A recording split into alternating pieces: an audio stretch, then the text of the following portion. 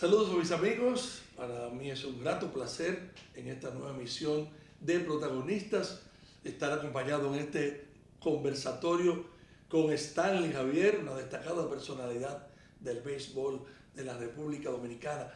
No solamente del béisbol dominicano, sino también del béisbol de las grandes ligas, pelotero y luego dirigente de equipo y directivo del sindicato de peloteros del béisbol de las ligas mayores. Saludos a Stanley. Un placer estar aquí contigo, Mario.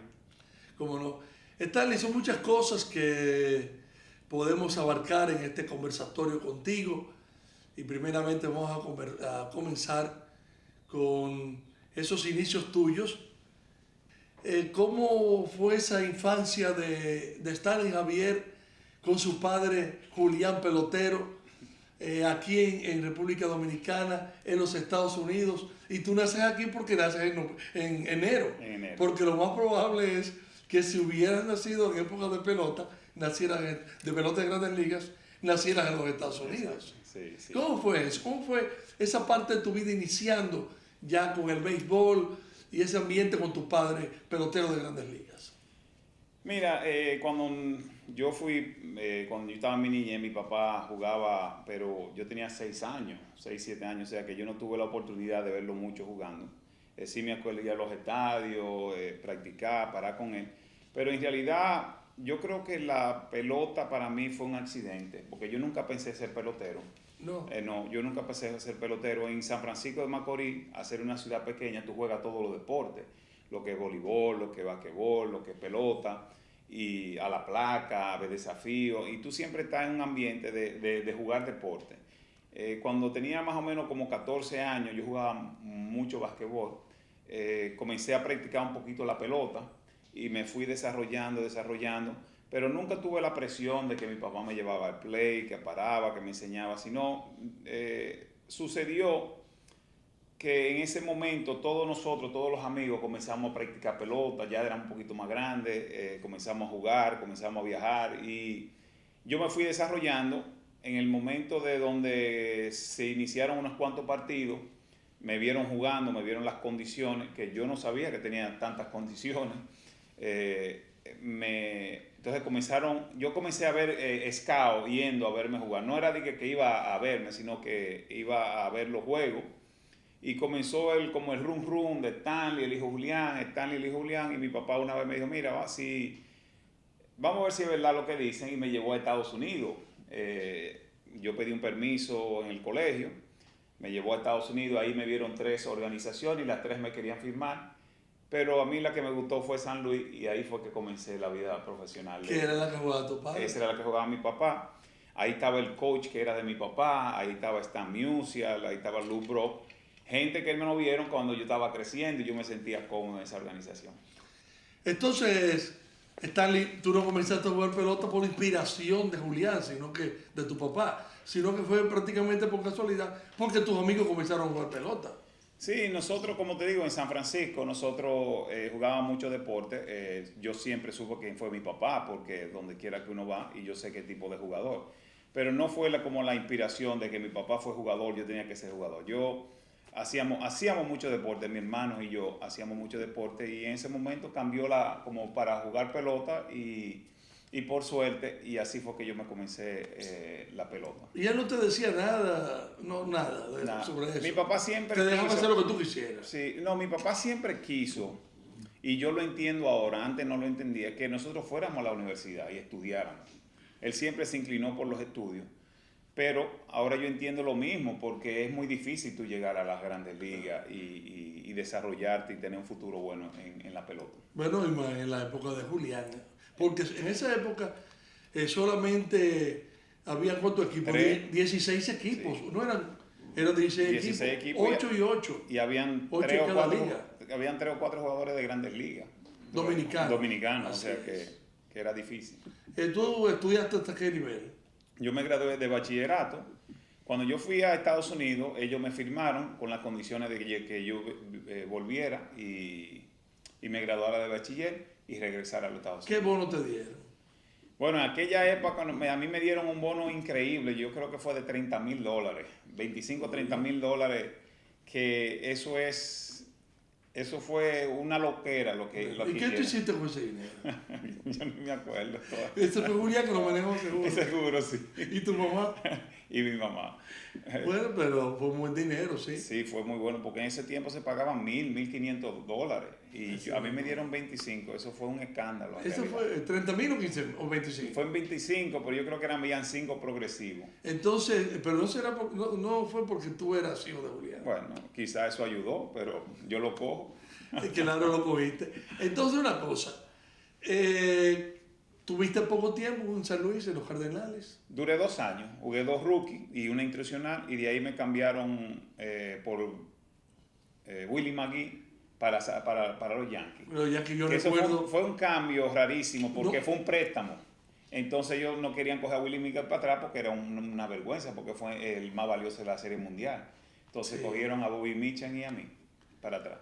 Entonces después con los Yankees, yo recuerdo la comparación, estaban tú y José Rijo que estaban con el equipo de los Yankees como los jóvenes de 20 años, y del otro lado, con el equipo de los Metros, estaban Dwight Gooden y Darryl Strawberry. Esa era, o sea, la respuesta de Steinbrenner a Gooden y Strawberry eran ustedes dos, fueron ustedes dos. Sí. Pero entonces los otros dos se desarrollaron más rápido y desencantados.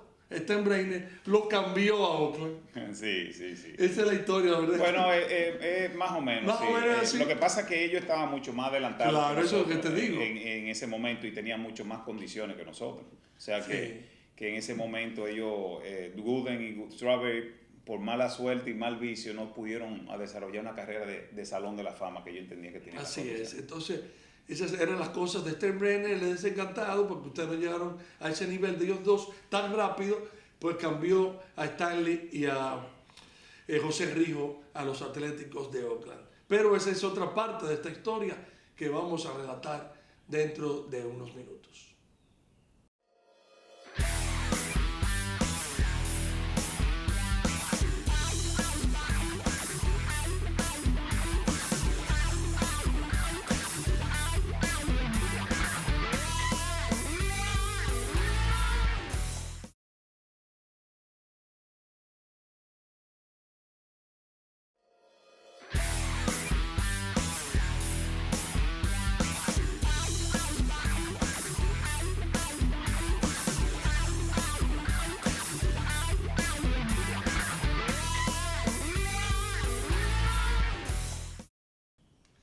Bien, continuamos con esta interesante charla con Stanley Javier.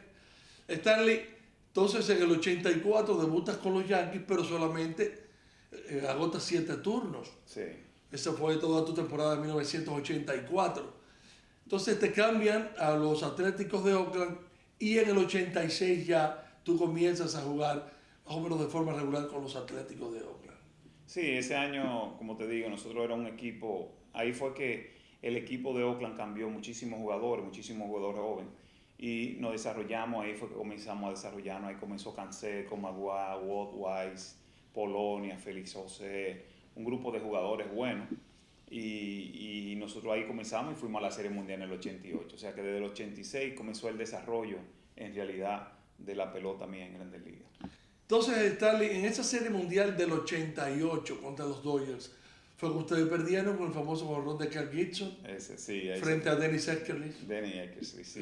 Nosotros teníamos un gran equipo, pero ellos se lesionaron la mayoría de los regulares, y el picheo de Oro Heisache y esa gente tuvieron fabuloso, y por eso fue que perdimos la Serie Mundial. Pero al siguiente año, con los Gigantes de San Francisco, ustedes ganan, y ahí es que se produce el terremoto, el famoso terremoto en medio de la Serie Mundial. ¿Cómo tú viviste eso? Bueno, mira, es una experiencia increíble, porque yo estaba, era para el tercer juego, yo estaba en el estadio, sentado eran las 5:03, me acuerdo, yo estaba sentado en el banco, y yo veo que comienza a moverse, yo pensaba que era un relajo de un jugador que estaba moviendo la alfombra o algo. ¿Tú estabas dentro? No, yo estaba en el terreno, de los pocos jugadores que estaban en el terreno era yo, el único jugador que estaba, y Dave Duncan. Cuando yo veo a Dave Duncan que sale corriendo para la lomita, yo veo que se está moviendo y veo las torres que comienzan a moverse, comienza un ruido grandísimo y los fanáticos comienzan a vocear y en un momento a otro hay un silencio. ¡Pam!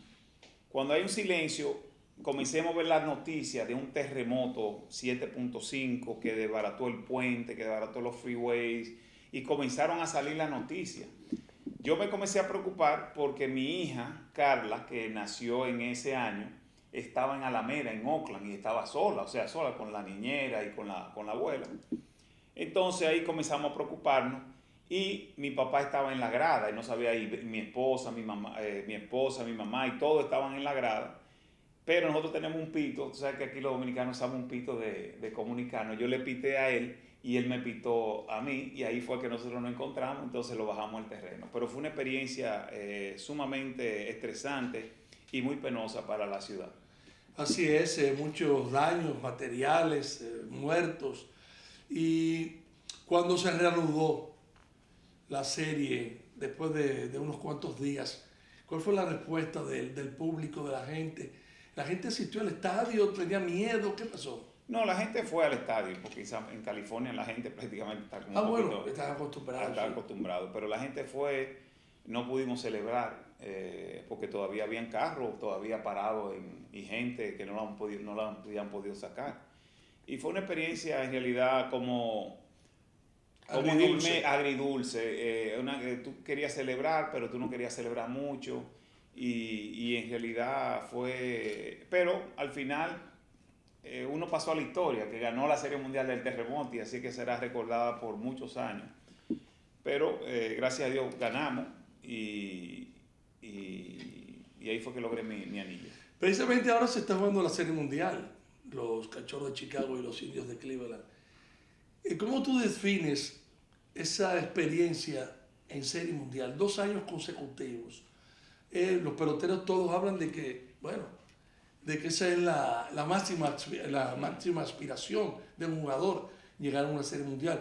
Y ganarla, bueno, pero claro, todavía es mucho mayor. ¿Cómo tú defines qué se siente tú estar en ese escenario? Y tú eras muy joven en esa época. Ahí te iba a decir, nosotros veníamos ganando desde hace mucho tiempo, o sea, aquí con las Águilas, allá en las ligas menores, teníamos unos equipos increíbles. Y el primer año full de nosotros ya estamos en la Serie Mundial, después vamos a otra Serie Mundial y después vamos a otra Serie Mundial. Y yo entendía que nosotros íbamos a ir a la Serie Mundial todos los años. Y una pena que uno fue a esa Serie Mundial tan joven, porque no la disfruta tanto que cuando tú eres ya un poquito con mayor edad y un poquito más adulto, más experiencia. Sí. Pero es una experiencia increíble y como te digo, después que pasa el tiempo, que tú te das cuenta de la magnitud. Lo valoras. Lo valoras, exactamente, de la magnitud que es eso. Y el sacrificio y las cosas que hay que pasar para tú poder llegar a una Serie Mundial. Eso es lo más difícil de todo.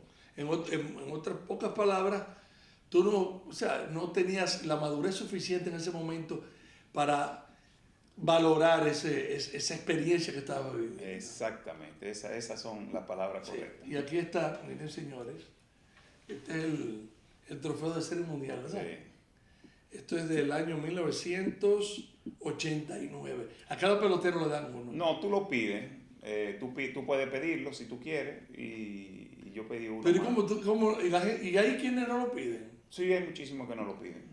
Que no ellos te dan un anillo, te dan unas cosas, pero... Miren qué belleza, señores. O sea, Stanley, además de su anillo, sí, pidió su trofeo, pero no te cobran, me imagino, ¿o sí?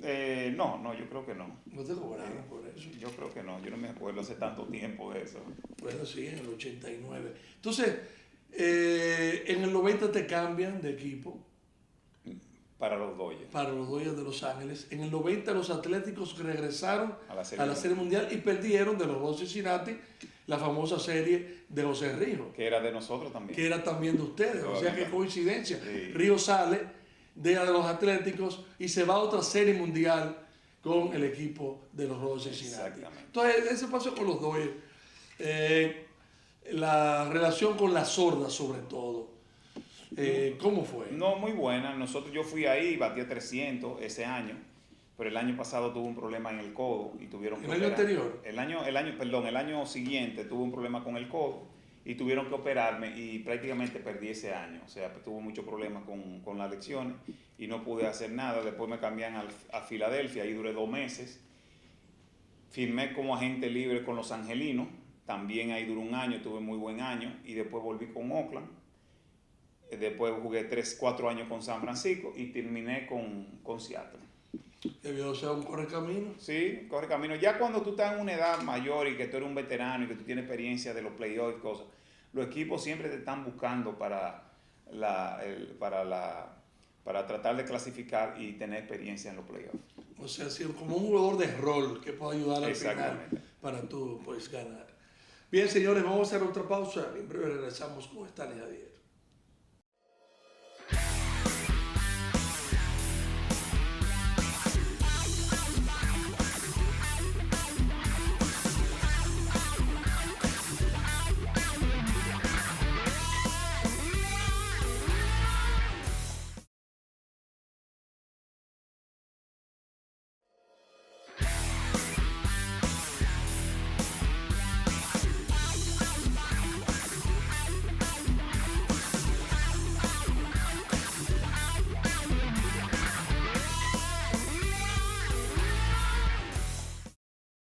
Bien, continuamos con Stanley Javier. Stanley, ¿se te quedó Houston? Sí, se me quedó. ¿Y fuiste a los playoffs con Houston? Fui a los playoffs con Houston, me acuerdo como ahora, jugamos contra Atlanta y ahí perdimos de Atlanta. ¿Estaba Randy Johnson en ese equipo, no?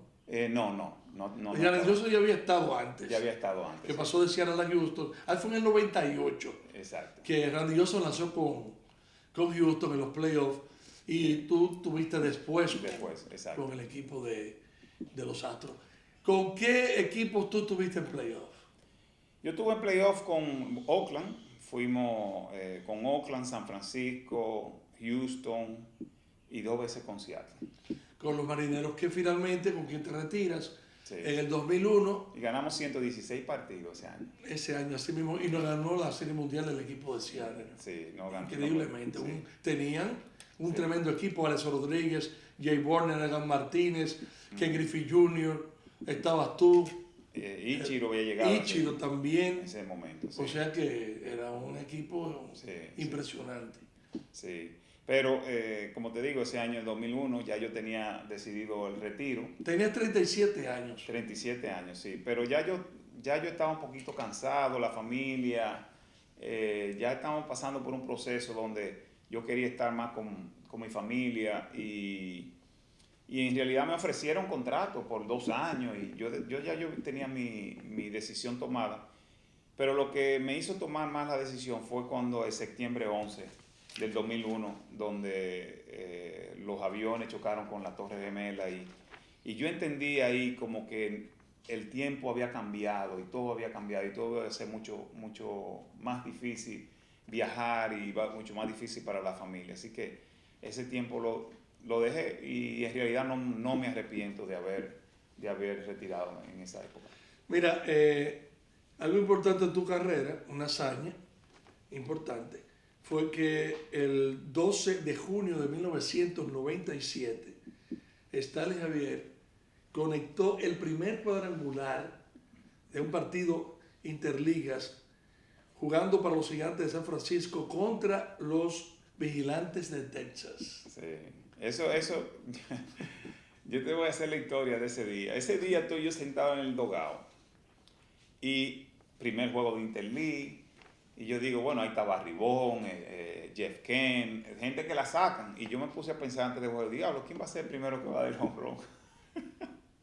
Y ese día tuve un juegazo, tuve 3 hits y 2 dobles y un jonrón, un doble y un jonrón.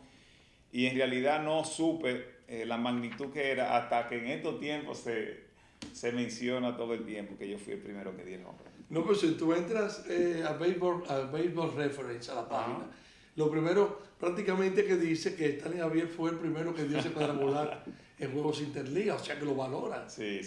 En Estados Unidos llevan muchas estadísticas. Claro. Y este es muy importante. Y no va a haber otro, nada más va a haber el primero. No. Cuando tú eres el primero en algo, nadie te lo quita. Nadie me lo quita. Entonces también tú fuiste un gran robador de bases. Sí, con un promedio O sea, el porcentaje Era muy alto. muy alto de intentos de robos a éxito al robo de base. Sí, yo era un jugador rápido, pero no era de los jugadores que me quería robar 60, 70 bases.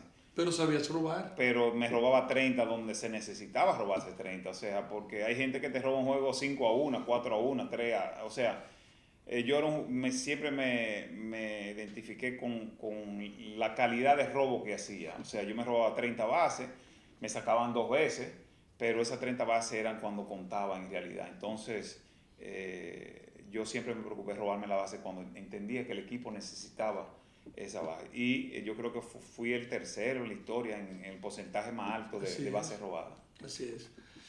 También, Stanley, pues fuiste un jugador defensivo extraordinario, pudiste jugar los 3 jardines de manera, excelente. Esa es una de las características de tu carrera.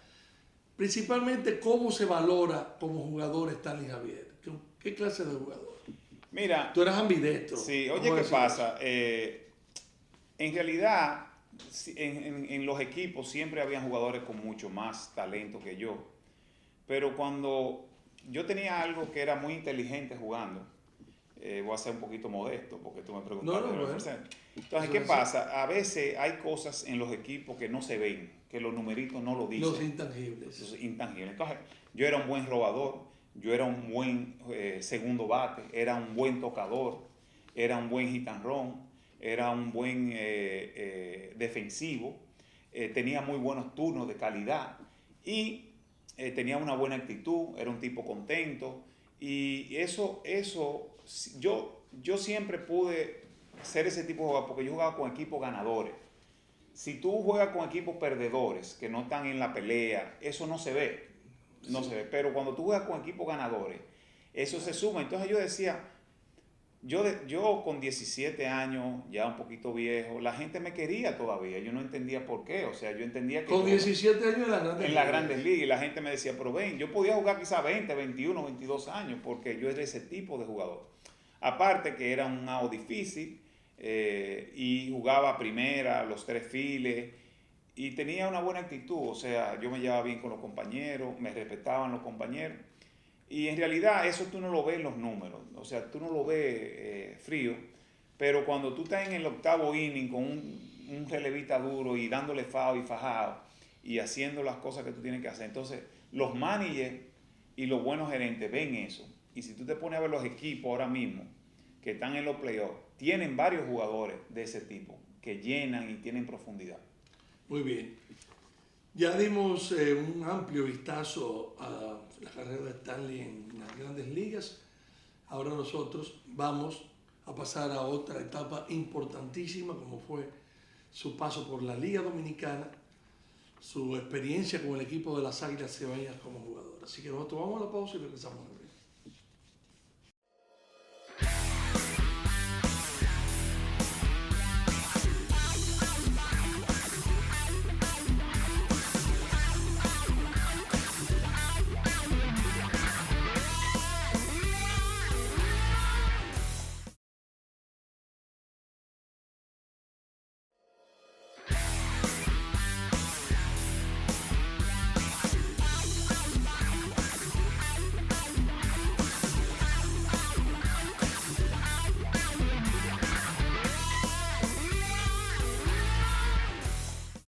Bien, Stanley, pasamos ahora a la pelota dominicana. 20 años con el equipo de las Águilas Cibaeñas. Uno lo dice fácil eso, pero 20 años es mucho tiempo. Es mucho tiempo, sí. Promedio de por vida aquí en la Liga Dominicana de 319, 2 campeonatos, 2 títulos de bateo.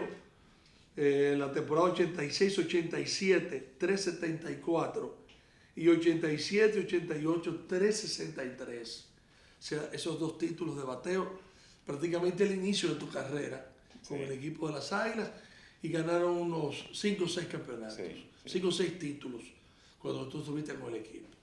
O sea que fue un éxito total. Sí, sí. Bueno, lo que pasa es que ese equipo de las Águilas, yo creo que en el béisbol dominicano no se va a ver eso, cuando prácticamente la mayoría de los jugadores estelares jugamos 20 años ahí, en la Liga Dominicana. Tú comienzas con Tony Peña, Diloné, Polonia, Félix Fermín, Tony Batista, Miguel Tejada. Todos esos jugadores tienen muchísimos años jugando y se quedaron, y te menciono los más, pero ahí hay muchos jugadores que complementan. Mendy López, tú sabes, o sea que era una... Guillermo García, Juan Castillo, Leo García, o sea, hay una gran camada de jugadores donde ellos tuvieron parte del éxito de las Águilas. La verdad es que pocas veces se ha juntado tanto talento en un equipo.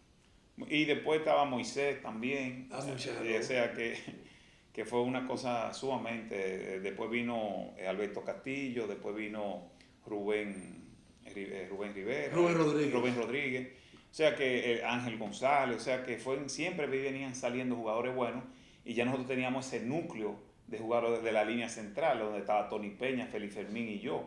El segunda base a veces cambiaba, pero eso era una línea central increíblemente buena. Así es, yo creo que bueno, que es difícil usted volver a esos tiempos, a que un equipo tenga todo ese núcleo de peloteros tan exitosos, tan buenos, tan talentosos, juntarlos todos en una misma época.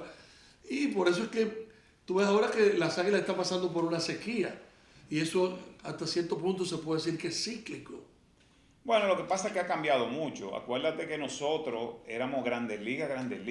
Gente establecida en Grandes Ligas, con 5, 6, 7 años, y jugábamos aquí en la Liga de Invierno. Después de jugar allá. O sea, esa era mucha la diferencia. Ahora mismo tiene un pelotero que juega un mes en Grandes Ligas, pero eso no es, tú no eres Grandes Ligas todavía, hasta que tú no tengas tu establecimiento, hasta que tú tengas tu contrato. Ya tu madurez como jugador.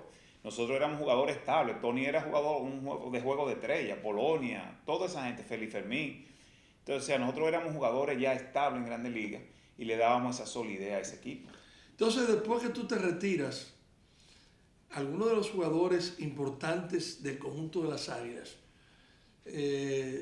pasaron a rol de coaches y de manager. ¿A ti nunca te interesó eso? No, nunca me interesó. ¿Nunca te ha interesado ser manager? No. Sin embargo... Me lo han pedido muchas veces. Sí, yo sé, eso me imagino. No. De eso tengo conocimiento. Sin embargo, sí te hiciste directivo, porque fuiste presidente de los Gigantes del Nordeste en un par de temporadas, ¿verdad? Yo me había retirado, pasó algo que yo entendía que lo podía ayudar, porque el equipo había terminado en último lugar los 7, 8 años que tenía como franquicia. Sí, no fue en el 2003 y 2004. Exacto. O sea, ya el equipo tenía unos 7, 8 años. 7, 8 años, entonces así es. Me pidieron que lo ayudara, que lo viera, y por suerte hicimos unos cambios, buscamos unas personas, buscamos jugadores jóvenes, le dimos la oportunidad a jugadores que no se le estaban dando y clasificamos al round robin ese año. Y el año siguiente fuimos a los playoffs con el Licey, a la serie final con el Licey. Ese fue mi paso por ahí, por los Gigantes. ¿Y por qué saliste de los Gigantes? Bueno, el equipo de tu pueblo, de tu ciudad natal. Sí, el equipo estaba teniendo problemas económicos, estaba teniendo problemas de estructuración y yo no quería coger mucha lucha en ese sentido. Entonces ahí el equipo estaba, no tú. El equipo. Entonces las cosas no estaban muy buenas, ahí estaba el dólar a 60 por 1. O sea, había muchos problemas financieros donde se estaba perfilando las cosas. Yo no quise tener muchos problemas en ese sentido. Entonces, regresas al béisbol dominicano como gerente de las Águilas, prácticamente 10 años después, 2013, 2014 y 2014-2015. ¿Cómo valoras ese paso por las Águilas? Ya como gerente general. Mira, yo te voy a decir, yo tuve una experiencia buenísima con las Águilas. Yo no me puedo quejar. La directiva de las Águilas. Y hay mucha gente que dirá, bueno, él dice eso para quedar bien, porque es un hombre que no le gusta hablar mal de nadie, pero yo tengo que decir las cosas como son. Yo tuve un apoyo económico con las Águilas muy bueno, tuve un apoyo de decisión, ahí no se cuestionaba lo que yo hacía. El problema de las Águilas, incluso nosotros ganamos 2 series regulares, 30 partidos. Precisamente, lo que anoche conversábamos en el estadio y te decía, tú ganas 2 series regulares y después te vas del equipo. Bueno, lo que pasa es que firmé 2 años, pero las condiciones que estaban en las Águilas no eran muy buenas para tú trabajar. Estaban teniendo problemas los directivos, estaban teniendo una serie de cosas. Había conflicto entre directivos. Había conflicto entre directivos, eso era un pleito todos los días. No tenía nada que ver con la parte mía, pero si la cabeza te duele, el cuerpo no se va a sentir bien. Claro. Entonces había muchas cosas, muchas disputas. Y no era un ambiente muy sano para trabajar. Pero eso se refleja. Bueno, se refleja, claro, obviamente. En el terreno, que se refleja. Quizás eso es pero parte yo en la parte que estuve allá. Problemas. Exacto, bueno, pero yo te tengo que decir las cosas porque nosotros ganamos 30 juegos. En la serie regular no se reflejó, pero tuvimos problemas en los round robin por lesiones. Nos pararon jugadores clave. Hubo una serie de movimientos que las Águilas en realidad sufrió. Nos pararon a Ainhoa, que había ganado un champion bate. Se lesionó Juan Francisco, Dane Black se fue. O sea, una serie de cosas que nos perjudicó muchísimo en el round robin, pero esa era la pelota dominicana. Entonces, yo entendía que llegamos a un acuerdo de que esos 2 años era suficiente para ellos y para mí.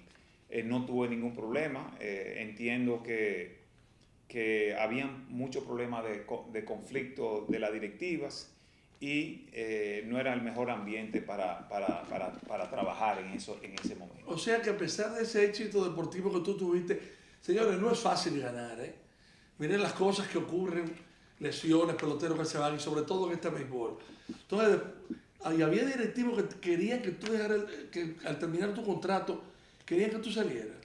Oye, ¿qué pasa? Mira, principalmente con un equipo de las Águilas Ibaeñas. Es un equipo de fanáticos, un equipo... Que los directivos son fanáticos. Son fanáticos, no ven las cosas como quizá tienen que verlas. Ellos entienden que ganar es...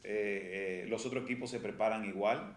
La parte económica ya no influye en este país porque la mayoría de los dueños son más ricos que la gente de las Águilas. O sea, tienen más poder económico que la gente de las Águilas. Pero había muchos que quizá querían que yo me quedara, otros quizá no, pero esa es la vida. O sea, yo soy un profesional, yo firmo un contrato y yo no espero nada. Yo veo peloteros en las Águilas que no, porque las Águilas me tratan mal, que las Águilas no me da esto, que las Águilas no me da esto.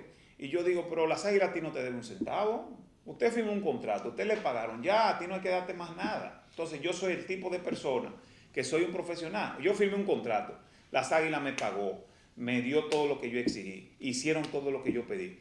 No nos debemos nada, ni yo le debo a las Águilas, ni ellos me deben a mí. Entonces yo soy así. Yo no tengo que tener rencor con nadie, ni predisposición con nadie.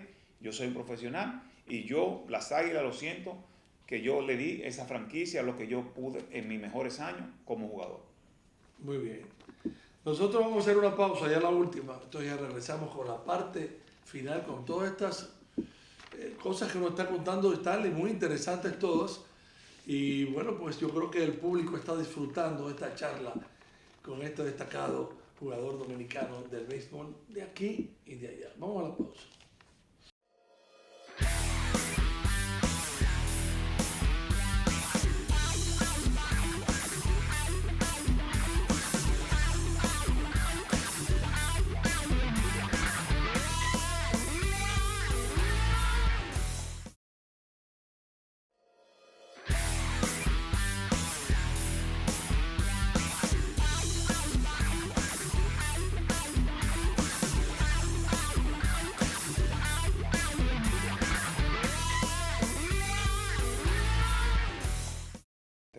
Bien, ya en la parte final de este conversatorio interesantísimo con Stanley Javier, vamos a pasar ya a una etapa donde él funge como gerente general del equipo dominicano en el Clásico, en el primer y segundo Clásico, y después también su trabajo con el sindicato de béisbol. O sea, ustedes ven a Stanley muy joven, pero Stanley tiene una dilatada carrera en el béisbol nacional e internacional. Stanley, el Clásico Mundial, en el primero se llegó a semifinales, fue todo un éxito, pero en el segundo, ya todo el mundo sabe lo que ocurrió, problemas con las derrotas frente a Holanda, que uno dice Holanda, pero también es Curazao, Aruba, peloteros del Caribe que saben jugar béisbol. Y a niveles altos. A niveles altos, así mismo es. Sí.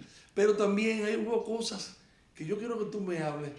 La salida de Pujols, de Albert Pujols, la salida de Alex Rodríguez, dejó al equipo sin tercera base, sin bates importantes, porque no vamos a cargar el dado a Stanley Javier, a Felipe Alou. También ocurrieron cosas que la gente es bueno que se refresque la mente o la memoria, que incidieron en ese fracaso del equipo dominicano en el segundo clásico. Vamos a comenzar con el primero.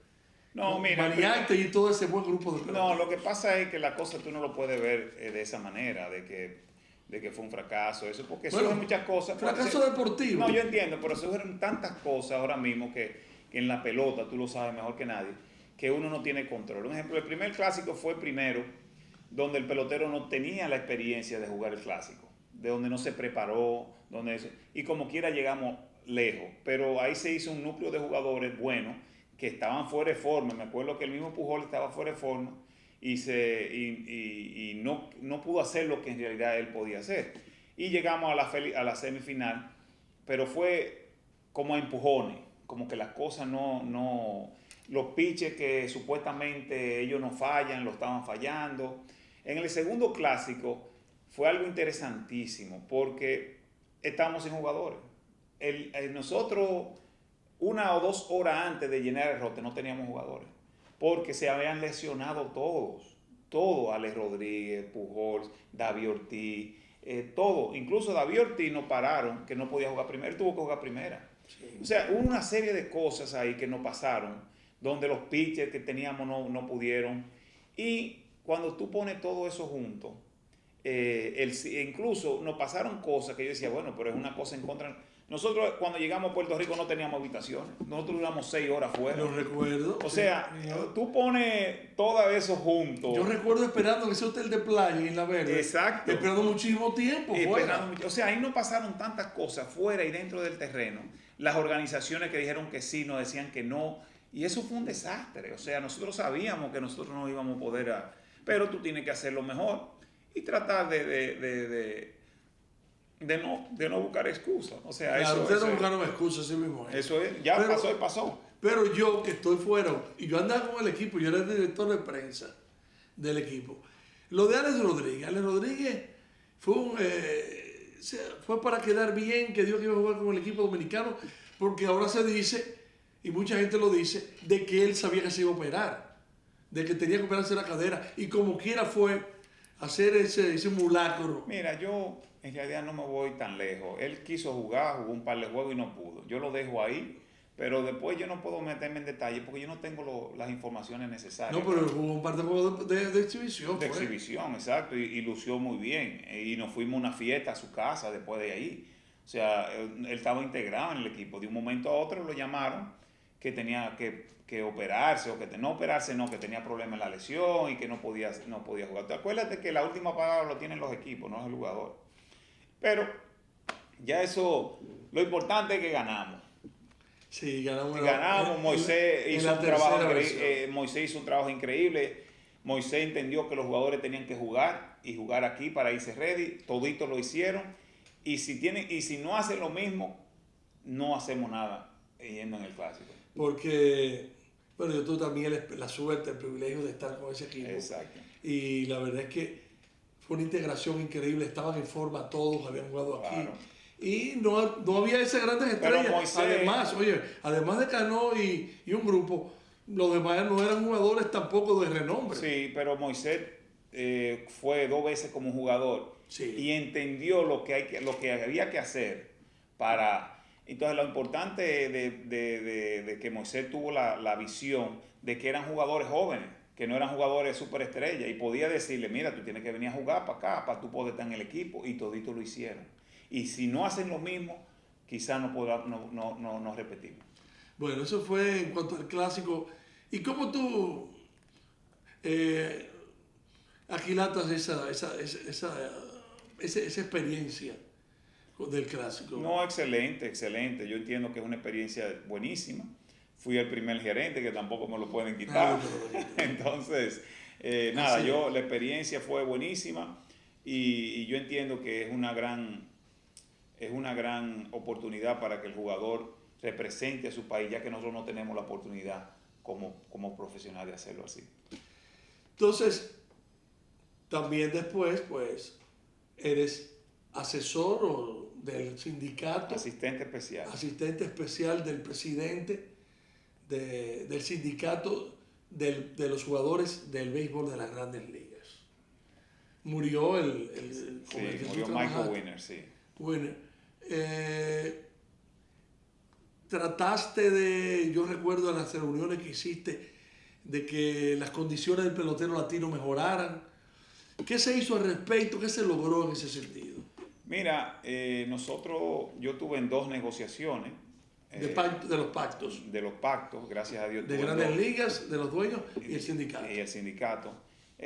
Son muy diferentes las negociaciones de ahora a las de antes. Antes no teníamos que matar con los dueños, pero ya yo entiendo que los dueños y los jugadores tienen un entendimiento de trabajar en conjunto para que las cosas se hagan. El juego ha crecido increíblemente, los salarios han crecido increíblemente, los equipos todos tienen estadios nuevos. Eso se basa en las negociaciones que hicimos con los dueños. Los seguros médicos están buenísimos, las pensiones están buenísimas.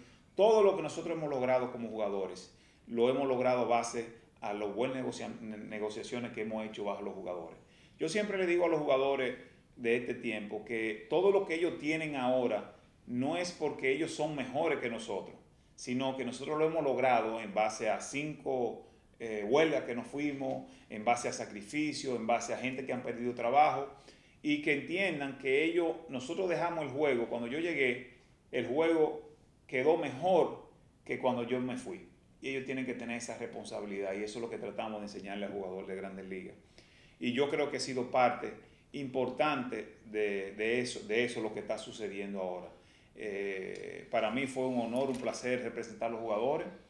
Yo entiendo que no se había hecho nunca que un latino fuera parte de un consejo tan importante como la asociación. ¿También fuiste primero ahí?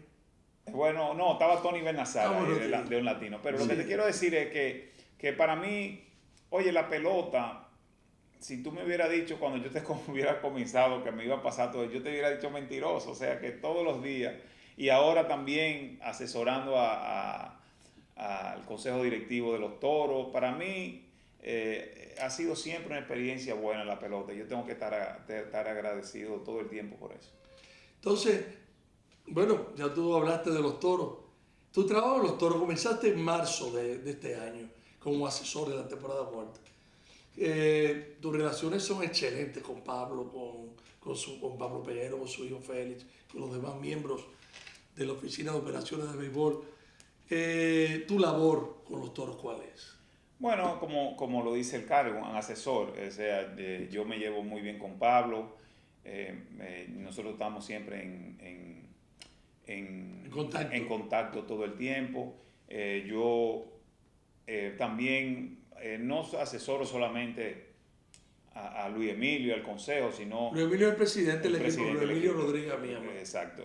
Yo asesoro, pero yo hablo con los coaches, a veces hablo con los jugadores, a veces hablo con cosas que uno ve y trata de aportar en un equipo. Porque uno no solamente puede ser en la parte crítica, uno tiene que tratar de aportar para que las cosas salgan mejor. Y también con los mismos jugadores, con la experiencia que uno tiene, uno ve cosas que se lo dice al jugador, que entiende que puede ayudarlo. Y yo tuve muchos jugadores que me ayudaron cuando yo estaba en ese momento de mi carrera. Yo tuve jugadores como Diloné, Tony Peña, Alex Tavera, Juan Jiménez, gente que me ayudaron en ese momento a hacer cosas que en el futuro son importantes. Con relación a un tema que está presente en estos momentos, que se está debatiendo, que es el draft internacional. Tú, bueno, pues me imagino que habrás hablado en esas negociaciones, se habrá tratado sobre el sorteo internacional para incluir República Dominicana, Venezuela, los países asiáticos, Cuba, todo eso. ¿Qué tú piensas sobre ese tema? Mira, perjudica. Mira, yo no voy a hablar de que perjudique o no perjudique. Sí, yo voy a decir algo. Yo creo que eso es inevitable. ¿Tú crees inevitable? Eso es inevitable. Para mí es inevitable, por muchísimas razones. Primero, son unas negociaciones donde los jugadores de Grandes Ligas, ninguno se van a ir a huelga por eso. No. Ninguno. Segundo, entiendo yo que han pasado demasiadas cosas. Yo no estoy de acuerdo que se haga el draft, pero entiendo, y ojalá te equivoque, que es inevitable. Yo entiendo que yo les recomiendo a las asociaciones de scouts, los scouts, que traten de acercarse lo más posible a la asociación de jugadores y que traten de sacar mejor partido de las negociaciones que va a hacer. Porque ellos tienen que tener un control, es todo en base a control. El jugador de Grandes Ligas, el 70% o el 80% viene de Estados Unidos, donde va bajo un draft. Entonces ellos van a decir, pero yo estoy en un draft y ustedes no. Entonces, ahí vienen los cubanos, vienen una serie de cosas que entiendo yo que eso va a ser no solamente para perjudicar a Venezuela y a Santo Domingo, eso va a ser a nivel mundial. Porque ellos quieren controlar, tienen un mejor control y entiendo que lo que hay que hacer es tratar de sacar una mejor partida, de que firmen muchos jugadores, de que sigan firmando muchos jugadores. Pero para mí, yo no estoy de acuerdo, pero entiendo que eso va a ser inevitable. Pero bajará en la cantidad, de acuerdo a lo que uno lee en la prensa, lo que escucha, va a bajar la cantidad de jugadores firmados dominicanos. Bueno, yo no creo que eso baje. Dice que solamente van a ser 300 cuando se firman 400 y pico, casi 500 por año. Hay años que se firman 300 y pico, hay otros años que se firman 400. Incluso en la negociación, y a mí me llamaban Mr. 600, fue porque yo propuse que no se puedan firmar menos de 600 jugadores aquí en Julio 2. De Julio 2. Pero mira, ahí va a pasar unas cosas que primero van a subir la edad. Eso, a 18 años. A 18 años. Segundo, van a tener que exigirle un grado académico para poder firmar. O sea que van a haber muchos cambios, pero como te dije, para mí no estoy de acuerdo, pero yo creo que eso va a ser inevitable. Bueno, gracias Stanley por este conversatorio tan interesante, haciendo pues revelaciones de tu vida privada, de tu vida profesional, de tu paso por tantas facetas que has desempeñado dentro del béisbol y por supuesto por recibirnos aquí en tu casa para esta emisión de nuestro programa Protagonistas. Bueno, gracias a ti Mario, y entiendo que esto es importante, que a veces la gente entienda y conozca lo que como dicen, detrás del telón, y gracias por darme la oportunidad de estar en tu maravilloso programa y nos seguiremos viendo. ¿Cómo no? Bueno, señores, muchas gracias por estar con nosotros y les invitamos para que en una próxima ocasión estén nuevamente con Protagonistas. Hasta la próxima.